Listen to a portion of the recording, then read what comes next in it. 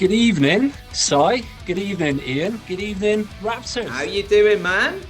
Really good. Nice to catch up with you. First time that I've been able to catch up with you this year. Obviously, there was a couple of instances last year where I managed to catch you guys live, which is always a pleasure. How have you been? It's been an insane few months. I can't believe it's only April. Obviously, 2022. What a year that ended up being for you. Yeah, we're talking obviously getting the debut album out, which just received the most insane reception ever, as it deservedly did. So, you've obviously had your sellout own headline tours and obviously dates within that tour, major sort of support tours as well. How are you going to keep that momentum rolling into 2023? Getting back in our domain, in our rehearsal studio, and lots of new tunes, lot of new plans coming together. We've obviously played a few dates the start of this year to get the ball rolling, but really we're looking forward to getting stuck into festival season. That is the thing. Sounds great. Ian, what was your standout highlight from 2022? And then the same question to Simon. 2000 Trees last year was pretty special. First time getting to play 2000 Trees. I mean, we've always been going there as punters, like we've always been fans of a festival like 2000 Trees, and to be asked to go play and to get to play again this year is fantastic. It's always been a bit of a bucket list, festival for us to play, so that's definitely mine. That up there right with the headline show, album release headline show. That was a special. I was there. It was just absolutely insane. What a night that was. That lived long in the memory. I think I've still got bruises. The venue does. Yeah, definitely. So, what about you for a 22? What was the standout one for you? Sorry, I took two there. Yeah, as Ian's being greedy, I'll go for this one. The actual getting the album out itself, like that launch show was a special party. But the day before when the album came out, that just felt so surreal to see it.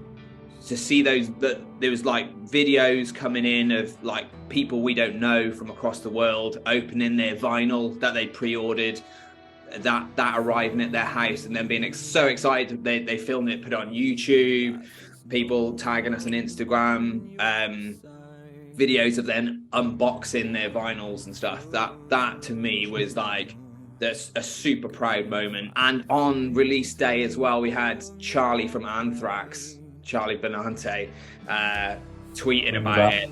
That was when we were loading the van ready for the launch party, and I remember looking at my phone and being like, someone's just tagged us. Oh, it's the drummer from Anthrax. Yeah, he's just casually enjoying the album. Like the head of our label messaged us saying, "Oh, the lads there was a massive band on tour in Europe that were listening to it. Mastodon, that was it." Yeah, Mastodon, just listening to the album in the van on the way to Italy or something like that. In the middle. And I was like, they're gonna support you on the next tour, aren't they? Yeah, that's it. And because not just name dropping now, but I'll pick those up afterwards. But it was the guys from Ozzy Osbourne and that used to be in White Zombie and Rob Zombie's band as well. They'd all messaged our label saying how much they were enjoying it. It's great to see. It's great to see the obviously the fans absolutely take to it and love it, but to have your peers and people that you look up to and respected for years sort of drop those sort of those love bombs on it just must have been insane. Listen, the reason we've got you on tonight as well is kind of links in with Ian as well being here. One of the first names down to play something a little bit special that's heading Bristol's way in September, a brand new festival, Misery Loves Company, of which, Ian, I believe you are directly involved with bringing what could be something huge to the city. Yes, this is the first year because I've recently joined. I've been a promoter for the best part of 10 years now, and over the last year I've just joined TEG. I've grown in Bristol with this wonderful music scene, and especially the alternative music scene. And it's something that I've always wanted to do and get right. And at TEG now, they've given me the opportunity to make this festival something really, really special. And they've basically given me the backing, given me the resources and the tools to put on an event that we can really, really put on the map. And hopefully not just be a one-off. Next year we're going to expand and expand again. So we're going to really be putting our fingerprint right down here in the southwest of like a major. It's another string to add to Bristol's bow. Obviously, we've got an incredible sort of alt scene in Bristol anyway, so to have it sort of put on the festival stage is going to be amazing. And the venues that you've got, I mean, SWX is a mega large venue, but then to contain it within such a small area, to have XWX, the lanes, the station, rough trade, it's going to be a great day. What are you kind of hoping it adds to the local scene? Bristol gets overlooked as a city quite often, especially in the alternative scene. It feels like we've got a real chance here to put our brilliant alternative scene on the map and to basically show people that we are here and we do things we don't do things by halves. You know, we're here and we can draw in all of these bands from across the country and we can showcase the wonderful local talent that we have here. Because that happens. It's very hard to get for bands to get outside of their local scene. You can be a local band for your entire career, but to take that step up is by playing with these big acts, with these acts that we need to bring to the city and give them a platform to be able to play alongside, because it's something for them to shout about and it's something for the locals to basically. We've played alongside these wonderful bands. We've played in front of like however many people, so this brand new audiences, and that for me is most important. Being able to grow the scene and show off some of the wonderful bands that we have here. It's a mega strong lineup already. Obviously, you've got the national bands, but from our perspective as Bristol Gig Guide, there's some crazy local talent bands that you've got on this lineup already. Who would you recommend that people absolutely must stop by and see out of the people that have been booked so far? These guys. Firstly and foremost. First and foremost. If I didn't say that, Si would shout at me. So yeah, these guys. But yeah, one of the perks of the job is being able to put on your own band on a festival like this. You know. I think you've earned a spot in this particular. It meshes so well with the style of Rxptrs anyway. Yeah, of course, you know. But if I had to pick someone that wasn't us, of the current lineup announcement, I should probably check who's currently announced before I say it. No spoilers. No. This could be an exclusive. Yeah, well, no, Kite Thief. They're wonderful, absolutely wonderful, incredible local band, and you know, every time I've seen them over the past however many years, they've just grown and grown, and their live show is just like impeccable.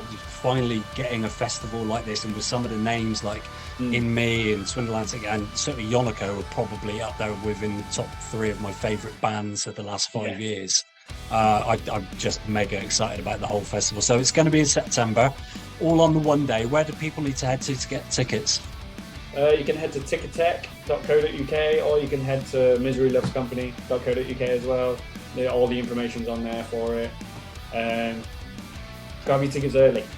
By September, we're 10 months on now, aren't we, from obviously your album coming out, the debut album coming out. By September, we'll be another 5 months on again. Are we going to be getting any new Rxptrs material potentially played in your set? That truly is spoiler territory. I'm not sure if we'd be allowed to officially say there. I'm going to take that as a yes. I'm going to take that as a yes. No pressure. There's a possibility. We'll say that. There's nothing concrete we could say there. There's a couple of possibilities. There's a couple. You said you've been back in the studio sort of for the first quarter of this year. A lot of the debut album was very heavily influenced and driven by the lockdowns, by COVID. Obviously, we're out of that scenario now.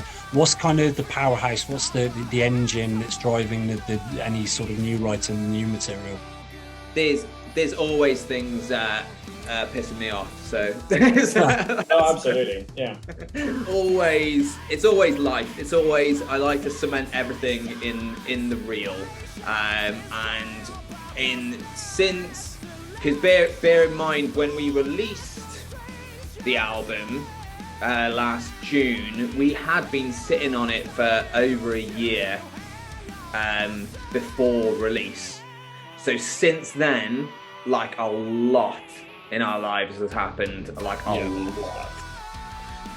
We're constantly taking on life lessons and being thrown curveballs all the way that we're going.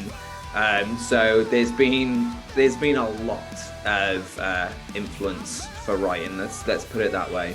Just to finish off, if we'd say, throw us something about Rxptrs that maybe the fan base doesn't know. If you could tell us one thing that might catch people by surprise, what would it be? That's it's always a tough question. You're good at these interviews, so you took plenty of them over the course of the album release, and now I'm like, oh god. You may not know. Okay. So something you may not know. A handful of people will know this, but the building that I'm in, about 10 feet below where I'm sat right now, is where we played our first ever gig in this house.